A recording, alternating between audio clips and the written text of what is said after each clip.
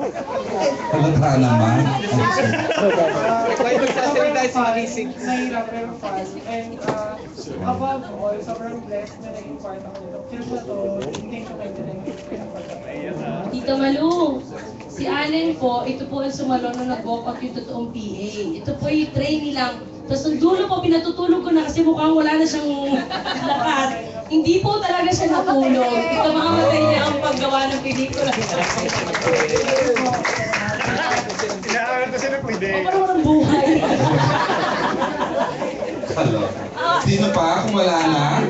Thank you guys, thank you. Okay, Direk, you stay there please. Kasi tatawagin naman natin by class or by family ito ha.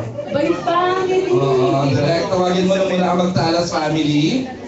Wala, si Tomas naman nandito. Oo, dito of course si Andre Garcia, Hindi. Miles Ocampo, and Al Tantay. Saan ka klase sa By may sabay family. na to. Hindi, antay ko na si Sarah. Antay ko na si Sarah. Sige, para may moment tayo mag-wait for Sarah. Si Andre, si Miles, Parang nasa Paris pa. si Armo Push pala.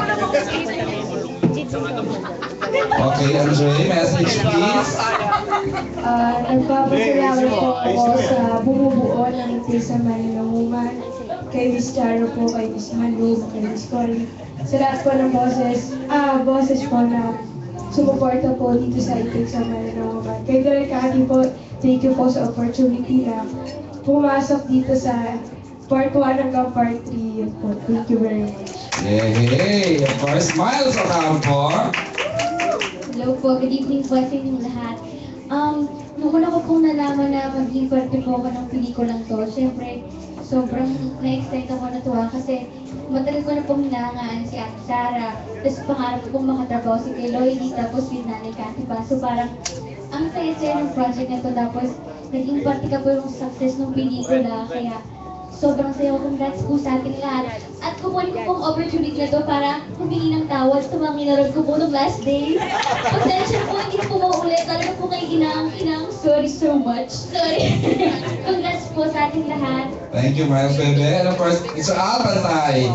Maraming salamat siyempre sa lahat. Meron lang akong konting kwento nung pinanood ko to kasama yung buong family ko eh. Sabi ko, panoorin natin, maganda to. At pinagmalaki ko talaga naman nagandahan sila sa ganda. Ang question niyo yung bunsong anak ko, may naitulong ka ba dyan? Sabi ko, nung lumalabas kami, kasi nanonood kami sa Rafael sa Makati. Nung lumalabas kami ng set, tinuro ko sa kanya, tignan mo kung ano edad niya mga nanonood na yan. Walang fans sila John Lloyd, yan puro fans ko yan. Sabi ko Tapos sabi niya sa akin, sorry, Makati to, ang mga senior citizen dito libre. Wala ka na may tulong. Yun po ang kwento ng papanood namin ng sine. Ngayon, saan si Joros?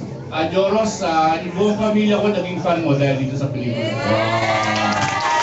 Nakakalak ako pag wala kang comedy show dito sa ABS. Pero natural comedian at naipakita mo nito. Congratulations. Thank you so much, Magtalas family. Thank you. I picture daw muna. She made it. She is with us tonight. Lydia Magtalas herself, Miss Sarah Geronimo. Ayun siya. In white. Okay. Later on, we get to hear from you, Sarah, ha? At this point, tatawagin naman natin the Montenegro, syempre. Let's start with Miss Big Pimentel, Mr. Johnny Revilla, and Director Will Santiago!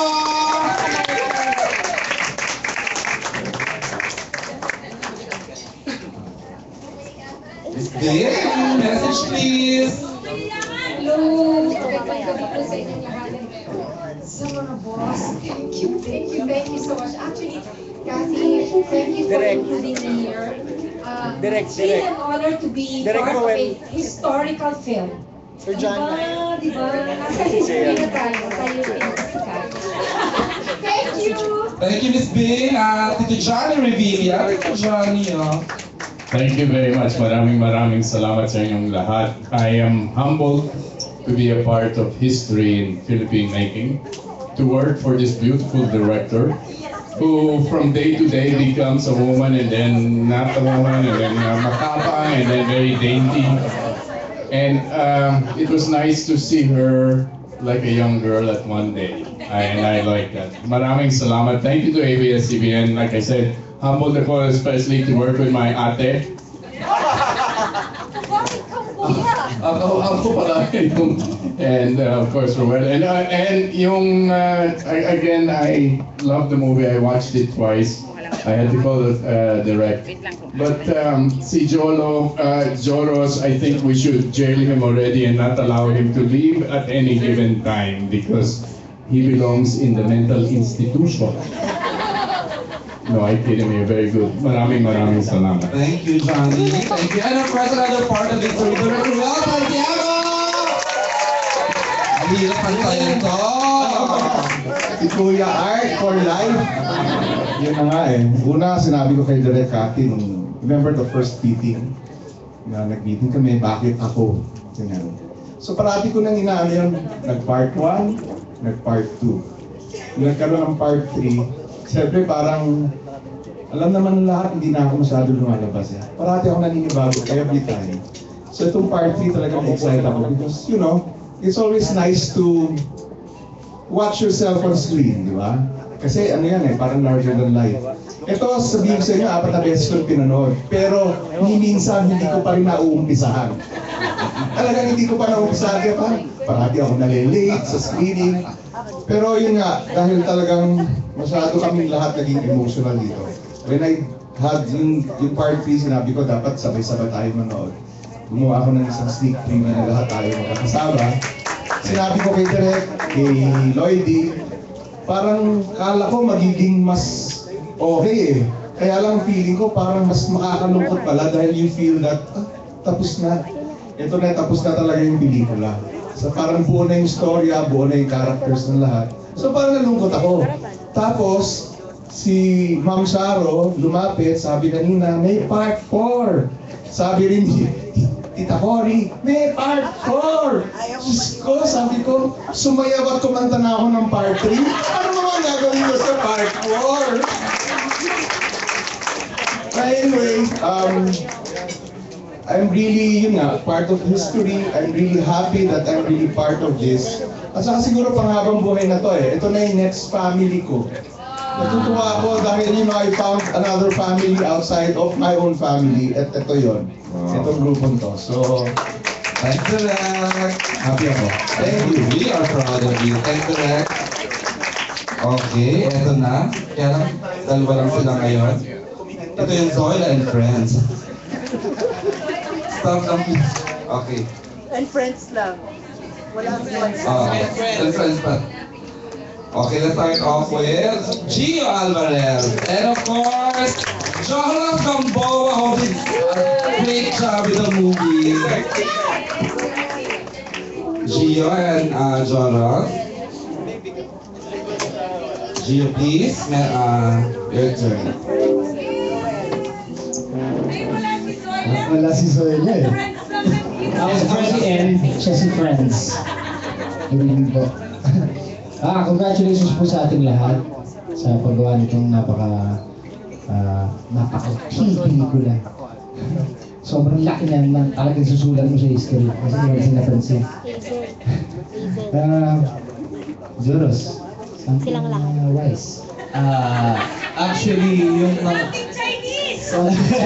Yung time na si Direk medyo umiiyak-iyak, medyo down si Direk Cathy. Sabi ko, i-open niya yung kanyang Bible, nasa Philippians 4 verse 13. I can do everything through Him who strengthens me. Ayan, yun yung nakasulat sa Bible. And natawid natin ang pelikulang to, syempre sa tulong ni God. Siyo! Baka mag-Bible study. Maraming salamat po sa pagsali niyo po sa akin, Direk. Mga management. Salamat po sa na-include po ako dito sa historical event na ito.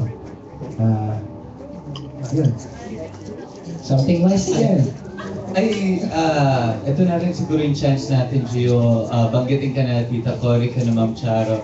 Sa lahat ng bumubuo ng Star Cinema, sana wag niyo po kami i-ban kay Direk Cathy or kay John Lloyd po. Yun po yung reason kaya iniiba-iba ko yung itsura ko para makasama ako sa mga pelikula pa rin ni Direk Cathy. Parang kaya makakaroon na yun. So, ayun, nagpapasalamat kami sa lahat and syempre kay God. At sa lahat ng staff, crew, ayan. And thank you sa mga nanood ng Pirates. Ay, love God. Salamat din kay Lloydie sa Ayan, at syempre kay Lloydie at kay Sarah.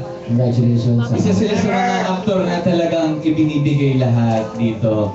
Si Sarah binibigay na niya rin yung kalahati ng kanyang lips. Yung last time. Pero syempre, baka kasi